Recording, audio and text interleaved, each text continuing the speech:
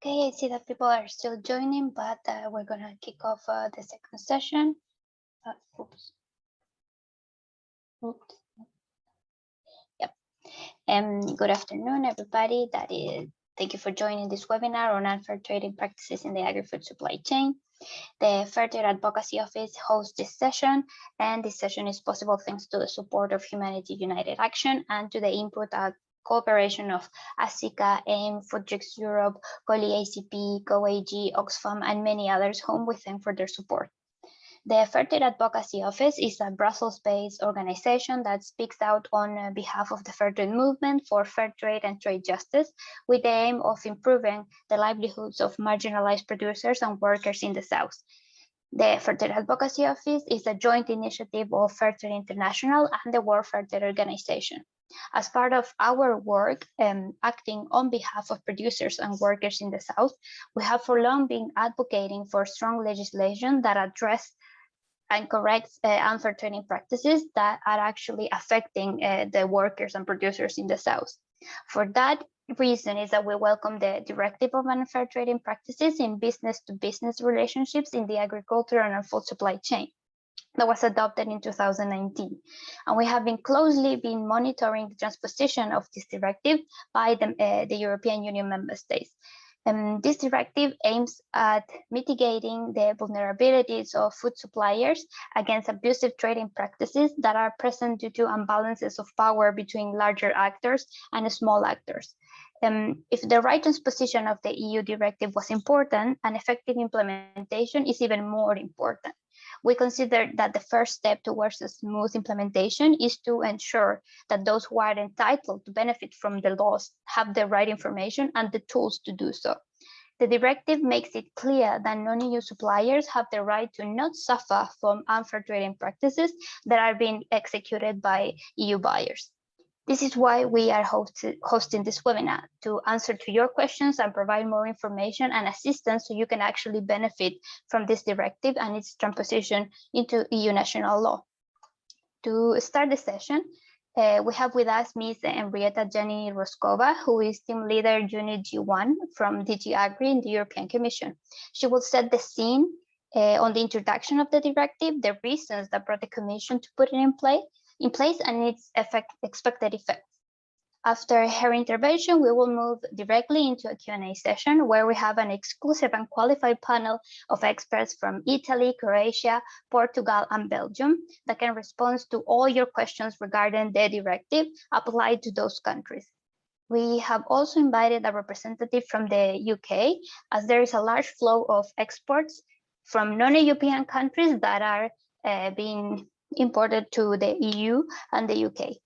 And also the UK has a particular mechanism named the Grocery Score Adjudicator that allows to present complaints against UK retailers' practices. Now, some housekeeping rules. We remind you that this session is being recorded, but for your confidentiality is preserved and you will not appear in the screen, and the questions that you pose we will not read your name.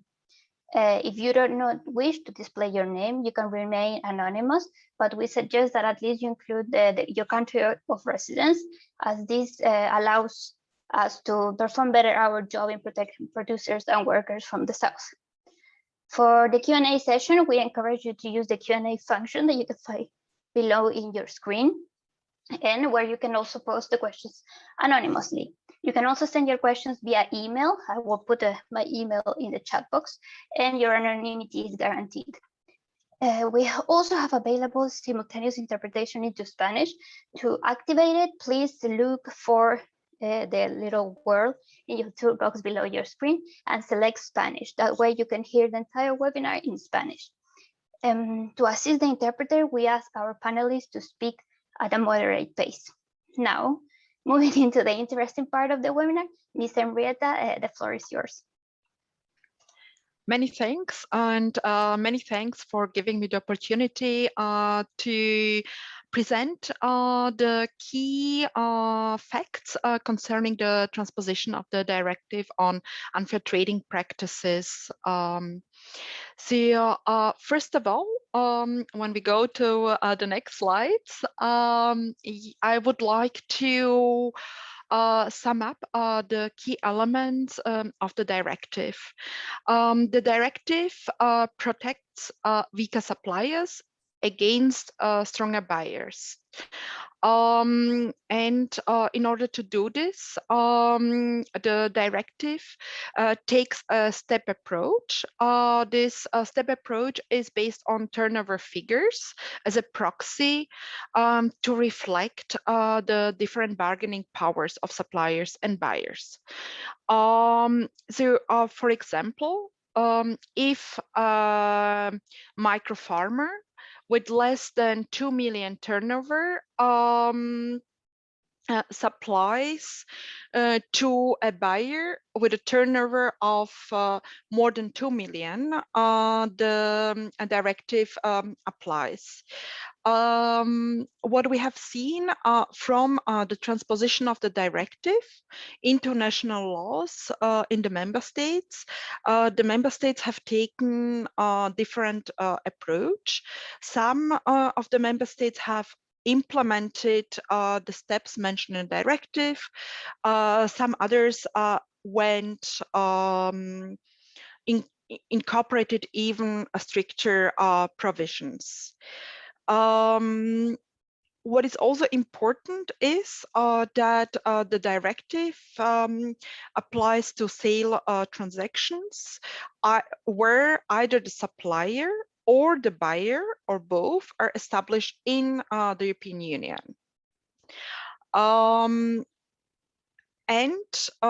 Since this directive concerns agricultural and food products, it covers only agricultural products listed in Annex 1 of the Treaty of the Functioning of the European Union. So this is, for example, it covers cereals, or it covers cut flowers. And in addition to it, it covers also food products, which are produced using the agricultural products in Annex 1 of the treaty. As mentioned earlier, the directive follows a minimum harmonization approach. This means that the member states, when transposing this directive into national law, have to ensure the minimum standard mentioned in the directive. They can, of course, take a more ambitious approach and go beyond. But in any case, the national law needs to ensure the minimum protection provided by the directive. I will also mention later on, more specifically, the directive prohibits 16 specific unfair trading practices and ensures that the member states provide minimum enforcement powers to the designated enforcement authorities. Moreover, the directive also ensures that there will be a coordination between the national enforcement authorities and the national this exchange will be facilitated by the Commission. If we go to the next page, as mentioned earlier, the directive prohibits 16 unfair trading practices, but there is a differentiation between 10 so-called black unfair trading practices that are prohibited. I will not read out all the 10 practices, but I would like to highlight the most important practices, such as payments that are later than 30 days for perishable agricultural and food products, and payments that are later than 60 days for other agricultural food products, or showed notice cancellations for perishable agricultural food products that would not allow actually the farmers to find another buyer. What is also, if we go to the next slide, you will find here the 6 practices which are gray unfair trading practices. This means that those practices are prohibited unless the supplier and the buyer agree on those practices beforehand.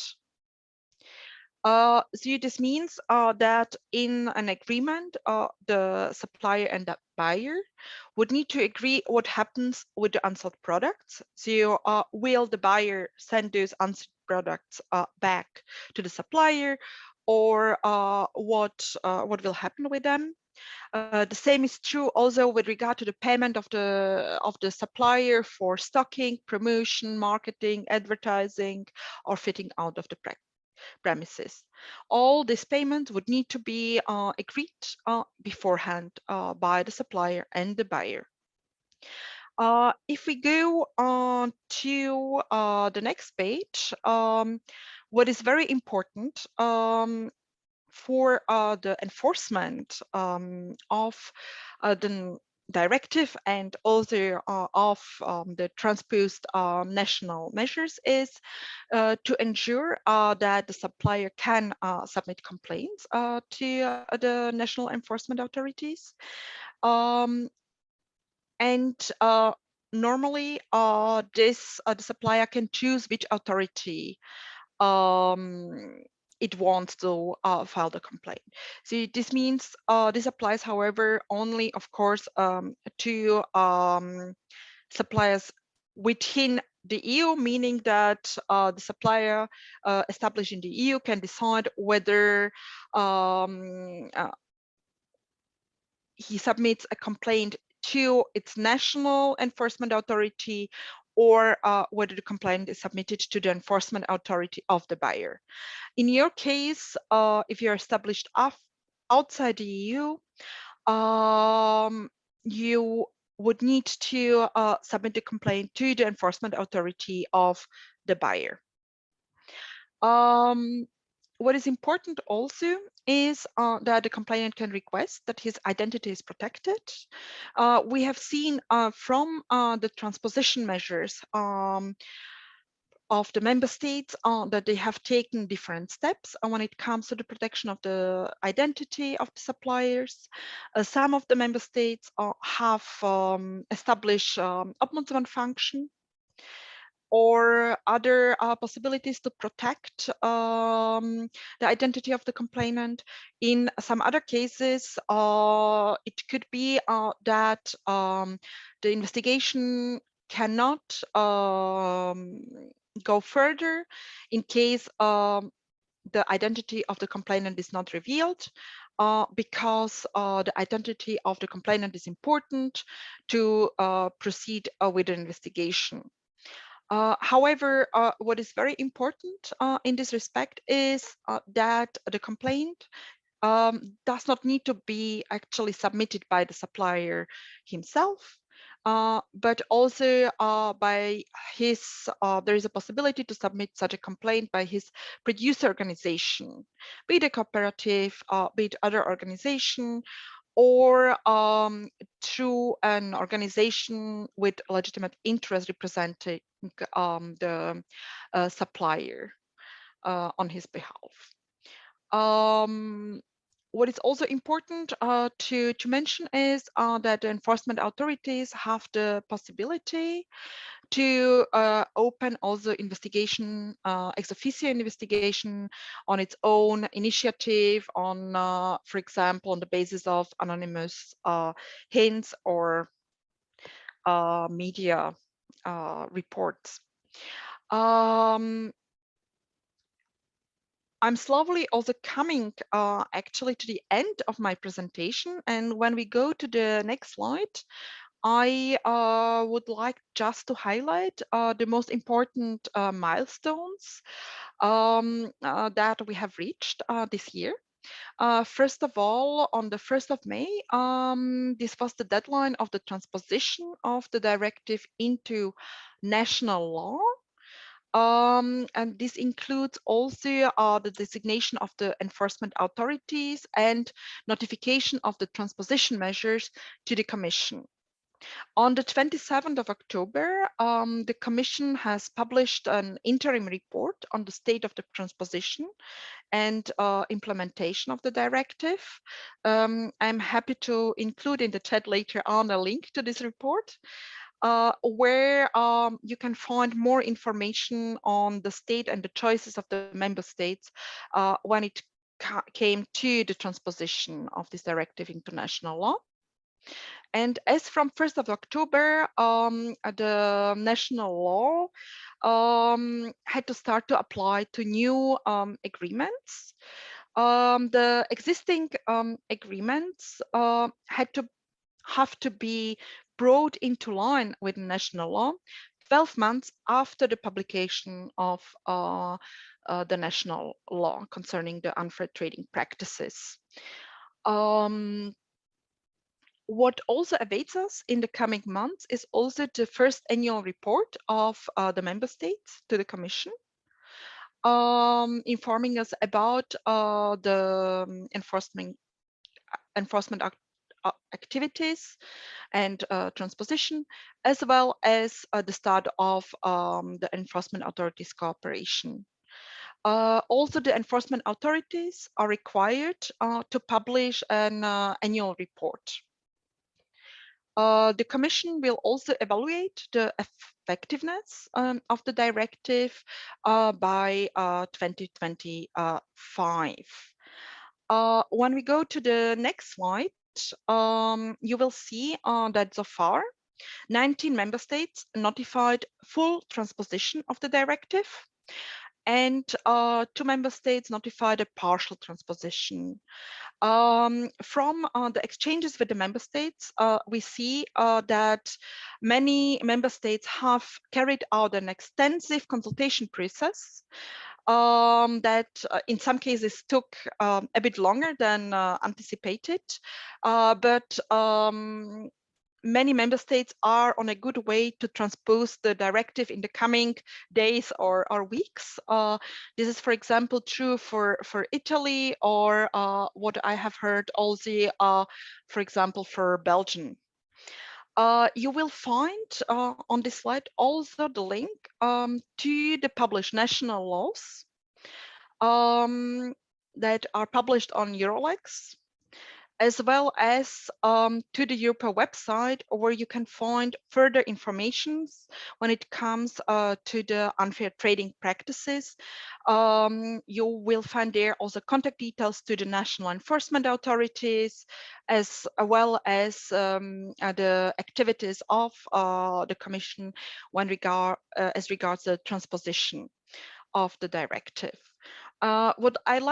What I would like to highlight is also that for the remaining member states that have not transposed the directive, the Commission has also started an infringement procedure through a letter of formal notice sent to the member states in July of this year, in order to ensure that the directive is properly and timely transposed.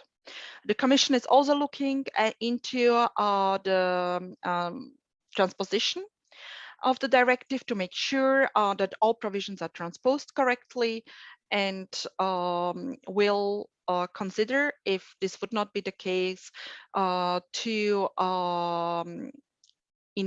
investigate further and to start further infringement procedures to ensure that the directive is properly implemented. So many thanks for your attention, and I'm looking forward to the discussion and to your questions. Thank you so much, Ms. Jany-Roskova, for setting the scene and guiding us through the basics set out by the directive. Now we will move directly to the Q&A session, where my colleague Jorge will guide us through the questions that you have that you will post in the Q&A. We encourage you to do it, and also through the questions that we have received via email. And our panelists will respond considering the Commission on one side and their respective member states. Thank you, Virginia. So indeed, while we wait for questions to start arriving, some of them have already arrived by email in previous sessions, but please allow me to briefly introduce you to the panelists that are going to be with us today to give you some concrete written answers to how can you be protected against unfair trade practices when exporting to the EU. We have with us Michele Spagnaro from Italy. He's head of office of ASICA, which is the Italian Meat Manufacturers Association, which provides a range of services to the meat sector, all the way from information, technical and legal assistance, and expertise. We also have with us Bert Kersburg from Belgium. He's professor of law at the Faculty of Law and Criminology of KU Leuven. He lectures in commercial law, EU law, and European economic law. And he defended his PhD thesis on the interaction between unfair trading law and antitrust. We have with us also Duarte Pira Xarepe from Portugal. He's a manager associate in the European Competition Law Department of SRS Legal in Lisbon, and he advises national and international companies in the context of unfair trading practices. We have with us, looking towards Croatia, Dragna Hadiosmanovic. She's legal advisor for the Southeast market for Nestle. And since 2013, she supports all organizational streams within Nestle Adriatic company in Zagreb, Croatia. Finally, as Virginia said, we do not want to limit the expertise of this Q&A to the EU, but we also have with us Jamie Bent from the UK. He's head of operations of the Groceries Code Adjudicator, which is an independent regulator that ensures that retailers treat their direct suppliers in a lawful and fair way. Our first question was about sharing the presentation. Indeed, we will share that presentation and all the links in a follow-up email that we'll send and after this. Perhaps allow me to start asking a question that we received before the webinar, which is about compensation. So if let's say that an exporter presents a complaint and the authority decides that indeed there was an abusive practice is happening, will the buyer only have to stop doing that in the future? Or if the unfair trading practice has had a cost for the exporter could be entitled to any kind of compensation.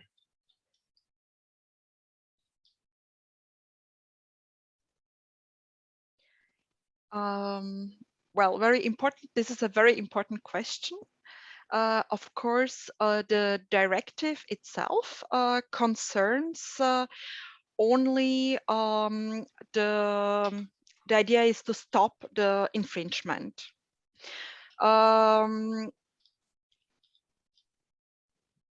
And when it comes to damage claims, of course, this is something what would need to follow under the other legal instruments that are already legal framework of the national legal framework that is already available in the member states when it comes, for example, to damage claims resulting from the infringement of antitrust law. This is from my side. Thank you, Henrietta. So now I see that it's indeed a key question, since all the panelists want to add something on that. Good news. Duarte, please.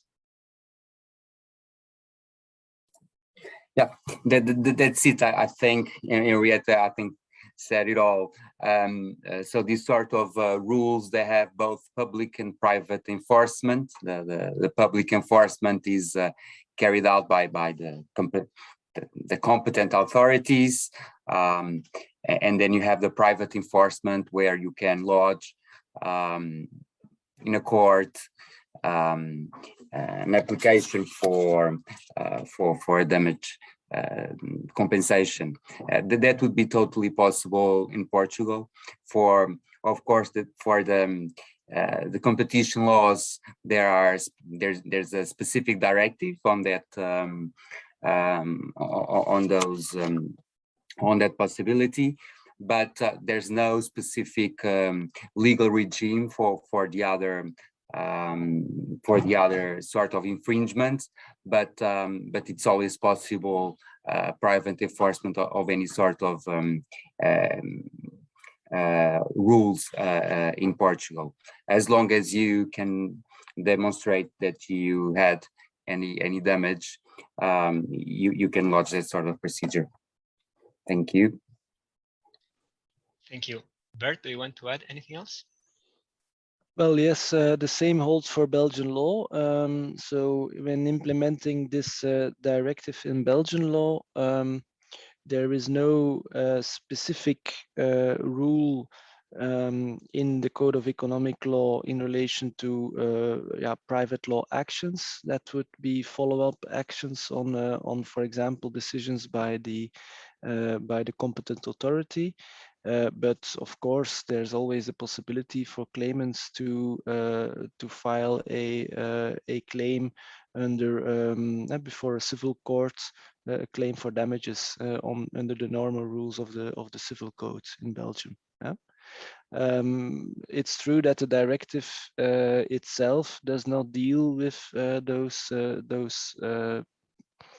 private law aspects in and of itself, although of course the directive will have impact on the private laws of the member states. It's innovative in that it regulates the B2B relationships in a particular sector, and so in that respect it enters contract laws also in the member states, but without providing any or asking the member states to provide specific private law remedies. That's an interesting point to make. I think maybe that will change in the future, just like with unfair commercial practices in the B2C sector. The directive has been changed later on, also to add a number of provisions in relation to this aspect. Thank you. Dragana? Yes, thank you. Just to add on what the colleague said, it is the same pretty much for Slovenia, Croatia, and Bulgaria. As you might be aware, Romania, which are countries under my scope, has not transposed the directive yet. But for those three countries, specifically the law transposing the directive does not deal with this private damaging claims.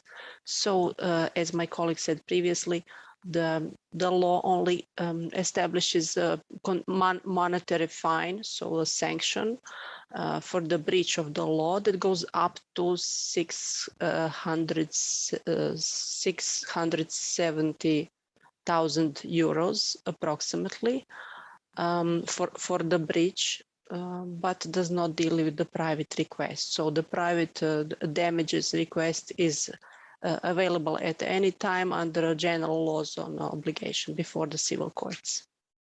Thank you. Thanks. Michele? Yes, talking specifically about the Italian decree, which I repeat has been adopted a few days ago. And now we are only waiting for the publication and the notification to the European Commission. So regarding the text, the final text, no compensation is foreseen.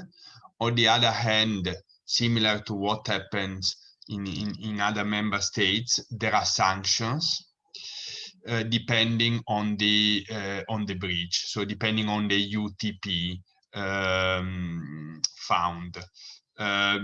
We can say, generally speaking, that sanctions goes from 3.5% to 10% of the turnover of who is in breach.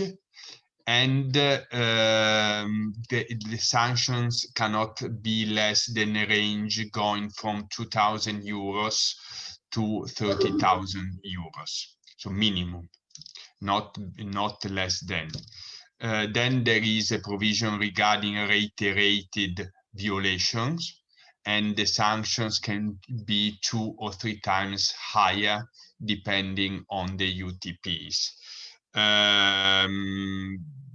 Of course, as said by the previous interventions, then the supplier or the buyer seeking compensation can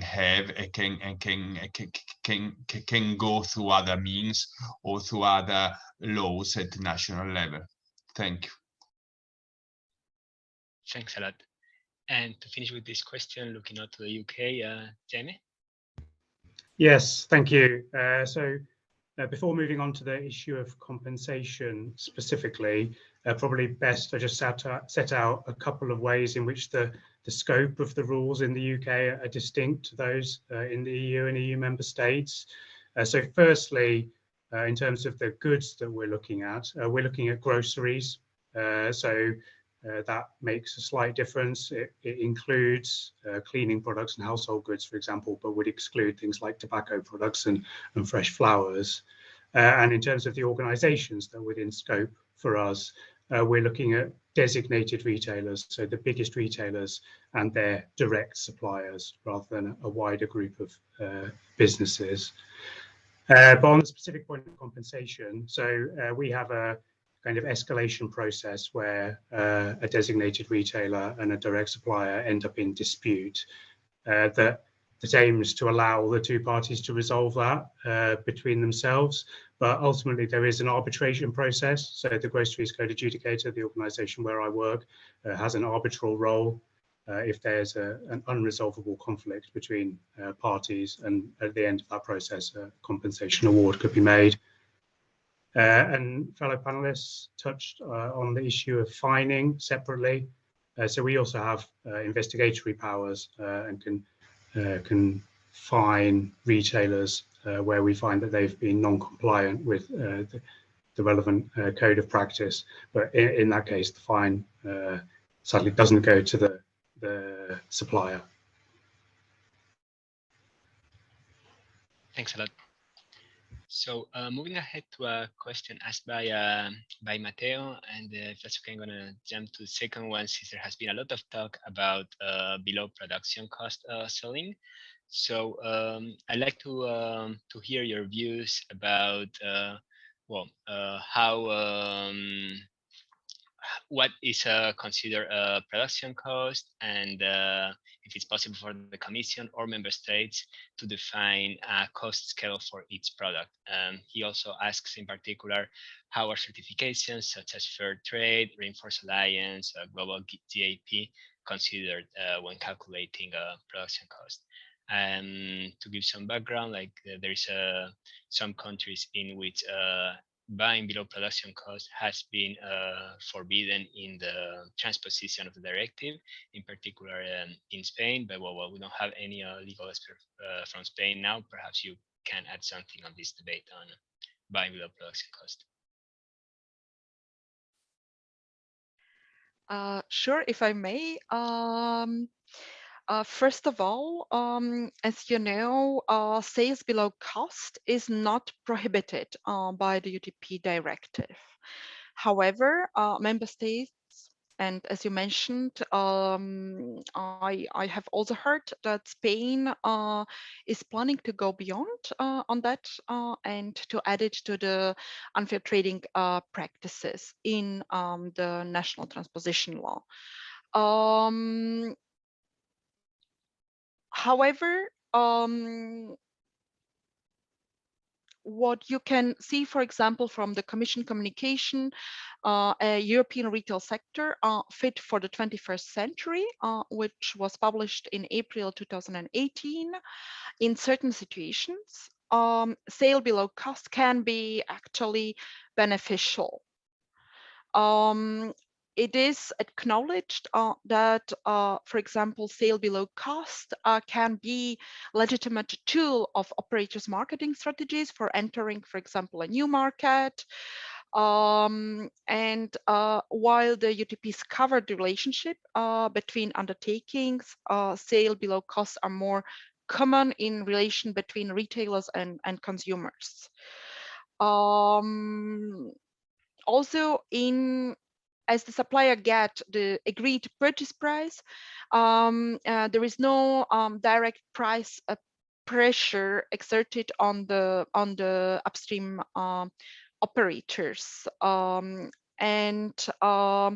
This is why, as you said, as mentioned also in the question, there might be discussions what are considered production costs, how do you take into account certain production methods and certain certification requirements, etc. Since this unfair trading practice is not considered by the directive, I'm afraid I'm not able to answer fully this question. But indeed, maybe other panelists have also a view on it. Thanks a lot. Michele, please, I think you wanted to jump in. Yes, two different things. So the sales below cost have been forbidden, have been considered as a new UTP in the Italian decree, and there was a big debate regarding the concept of sales below production costs.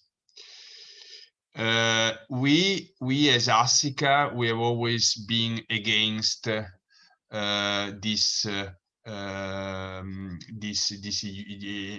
UTP. We don't like to have discussions about production costs, because if you consider that it is an UTP buying food products or agricultural products below production costs, this is to us is against any competitive reasoning, because in so doing, farmers or producers can produce without trying to innovate or trying to produce more at a lesser cost. So you don't enhance competition among business operators. This is an old-fashioned way of thinking. Having said that, we agreed in Italy, we arrived at a compromise. Actually, the sales before production cost is indicated as one of the UTPs of the decree, but we have agreed that there is a national institute within the Ministry of Agriculture which will publish periodically an indicative cost of production of certain agricultural commodities. And then we have agreed that the production cost is considered taking into consideration this index, this index plus a so-called fourchette of variations, which, if I remember well, I don't know if it's 20 or 30% more or less. So this is the agreement we managed to find. And it has been the controversial point in Italy, which have delayed a lot the agreement on the text. Thanks a lot for that information. Perhaps just to share the views that the FTAO and other civil society organizations and trade unions have been defending on that. We have always been strong supporters of the idea of forbidding buying below production cost. But I guess that I'm very glad that in Italy, while there were different positions out there, you did manage to find a compromise. That's always good news. Dragana? Yes, thank you. I think that Croatian legislation is very enthusiastic, in particular for this point. So it is forbidden, it is seen as unfair trading practice to sell in retail for the price lower than purchase price, or for the price lower than purchase price times 1.1 factor, which is considered as a final selling price. And this is foreseen for a special type of products. Those are sensitive products, so-called, which are milk or dairy, fresh meat, eggs, fresh fruits and vegetables, flour, bread, sugar, oil, those type of products. Also, it is considered as a separate UTP, a selling of those sensitive products for promotional price that is lower than final selling price, decreased for 34% actually. So it's quite a challenge first to calculate the price under which you can sell in retail. And especially it was quite, so to say, brave to somehow guarantee the margin for those type of products. But this provision particularly will be enforced only temporarily until the end of March 2024. So that's on that one. A separate unfair practice is also selling below the purchase price, regular purchase price, basically. And the purchase price is considered the price under which you bought the product on invoice, meaning decreased for all the rebates and discounts, and at the same time increased for all the related costs, meaning insurance, custom costs, and so forth. So this is the solution for Croatia. Thank you. Thanks a lot. Duarte? Okay, in Portugal, we have a similar regime to that of Croatia, not so detailed, but and it is already a very old regime. We have this since the 90s already. So the first sale, when I mean the first sale, I mean that so if I'm a producer and I'm producing something, that this sale, the first transaction that I do, is not covered by the prohibition of selling below cost. The prohibition only covers the resale, and in the resale, in the price that below which the reseller cannot sell that product is the one that is stated on the invoice. So if the invoice says that I bought this product for 10 cents, considering the discounts and other payments directly related to that transaction, plus taxes and plus transportation costs, this will be the price below which my client will not be able to sell. So it seems in practice it can be difficult, but in theory it's very simple to explain. So it's forbidden to sell below the price that is stated in the invoice. Thanks a lot. Before giving the word to Bert, since we still have a lot of questions and not so much time, I just wanted to tell you that you can vote if there's a question that you're particularly interested in. You can vote it up by clicking on the thumbs up, so that you facilitate my life as a moderator, and I ask the questions that are more pertinent for the room. In any case, for those that we will not have time to answer, we will try to include them in the follow-up leaflet that we will develop. So, well, having said that, Bert, over to you. Yes, thank you. Well, I'd just like to add that for on the basis of some comparative work that I have done, that I've seen that also in the Netherlands there has been a debate on whether there should be sale below cost as a separate UTP. Also in Belgium there has been some debate in this regard, although we already have a prohibition of sale and resale below cost in our Code of Economic Law, Article 116 of Book 6. Which is also basically defined very similarly as any sale or resale below the purchase price decreased with any discounts. And this provision applies both B2B and B2C. And probably, yeah, I can maybe concur with what Ms. Jany-Roskova said earlier on, that it is more common in B2C. And we have seen, of course, at the EU level, the famous proceedings before the Court of Justice in relation to this very specific provision and whether it was compatible with the Unfair Commercial Practices Directive.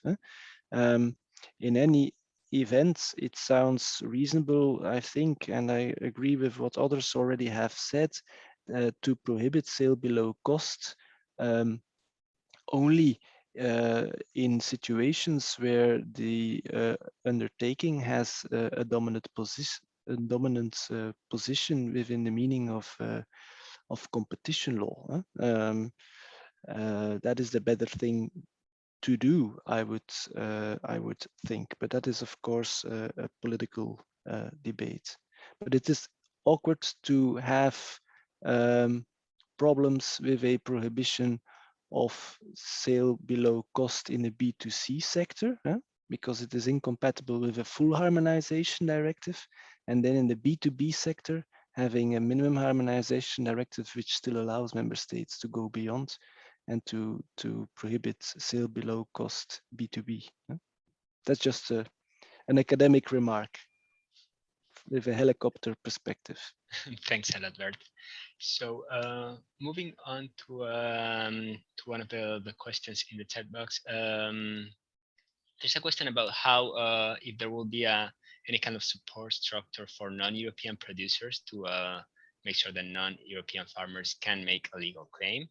And if sanctions remedied at least economic losses suffered at producer level. I think the second part of the question perhaps have been answered partially at the beginning, but I was wondering, yeah, if perhaps mainly to Henrietta, if there is any way that non-European producers will be supported if they are considering making a claim.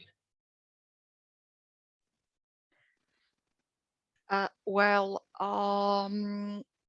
the non-European producers will be, of course, treated when making a claim the same way as the European producers. And just to mention that also the directive does not protect only the non-European suppliers, but it protects, of course, also European suppliers delivering to non-European countries. So it is a two-way avenue. And what is important is that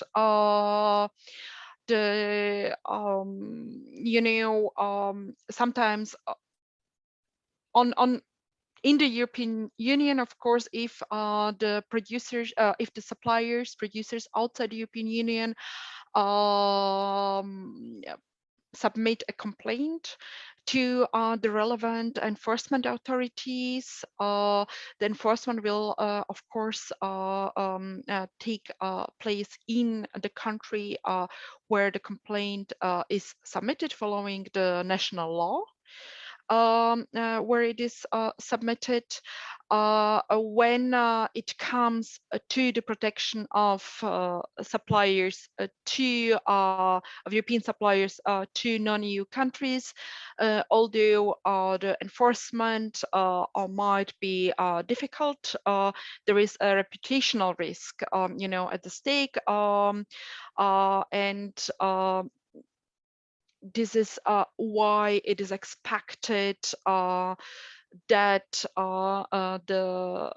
apply the UTPs, and this is why we expect also that the situation and the fairness within the food supply chain changes also through the implementation of the directive. One issue is submitting the complaints. The other issue is also to have actually a legal framework which the suppliers can use to submit the complaint. So to shift also the bargaining positions of the suppliers and the buyers, irrespective of the country of origin. Let's put it this way. Thanks a lot. I'm looking over the questions. This is when we have time for one last question. There is a question from Martin Boon from FTAO Original, the Netherlands. What do the panelists think about paying true cost as a model of sustainable economy and fair practice? So true costs take into account externalities, invisible costs, for example, damaging the environment. If this is something that obviously is not within the scope of the directive, it would be good to hear your thought about the possible link of the EU agri-food policy and externalities and true costs. And I am aware this is a very theoretical question, so perhaps we are going a little bit out of the scope. Indeed, but as you know, in general, the agricultural policy, together with the Green Deal, is aiming to ensure the move to more sustainable agricultural practices, and to provide also to the European consumers more sustainable agricultural and food products, having also positive effects on the environment and also on the health of the consumers. So however, at the same time, one needs to also bear in mind that there is also need for affordability of the food products. And there is also a social dimension to this question. So, and I think that we could fill hours of discussions discussing about this question, and I'm not sure whether we will find the best answers today to it. Thanks a lot, anyways, for your thoughts on that. So perhaps, and now as a real last question, in case that an exporter identifies a UTP that is not being covered, either because the UTP has an important effect but is not covered by the directive, either because a certain member state, the exporter considers that something should be covered by the directive, but then actually the body of law of the member states doesn't cover it. What would be the steps for that exporter? How can he or she notify either to a commission or the member state that there is something that should not be working that way? Michele? Yes, I don't have an answer directly to the questions, but the issue of what is considered a UTP or what is not considered a UTP, and the various lists at national, at European level, makes me think of a consideration we already have had at European level with the European Commission, and successfully we have had also with the Italian government. We managed to have, because first of all, I have to say that we have always been critical since the beginning regarding lists of UTPs. Why? Because the UTPs world is changing every time. What is a UTP today, maybe tomorrow will be not, or let's put it this way, there are, I mean, buyers are so clever, then they invent a UTP every day. And they are so able to circumnavigate laws and definitions of certain UTPs that it is really very, very difficult to keep up with all these changes. So we are convinced, based on our experience, that at least 90% of the UTPs in the world, and I'm not saying only in Europe, are nothing more and nothing less than an imposition of an unjustified and disproportionate transfer of the economic risk from one party to the other along the chain. So basically, and this is something we have repeated 1,000 times to the European Commission, and finally we managed to have it, at least this concept, in the warehouses of the directive. Finally, all, I mean, the majority of the UTPs fall within this definition. So basically, with this definition, it's better this definition than 1,000 lists. And in Italy, even though, I mean, avoiding a list nowadays is impossible, even though, because, you know, the directive has a list. So we managed to have this concept in the list of forbidden UTPs, which I believe answers to your questions, because in Italy now, even if you have a UTP which is not listed, it has many chances to fall within this definition, which is a definition, but we managed to have it as a UTP, just to try to be more comprehensive. Thank you. Bert?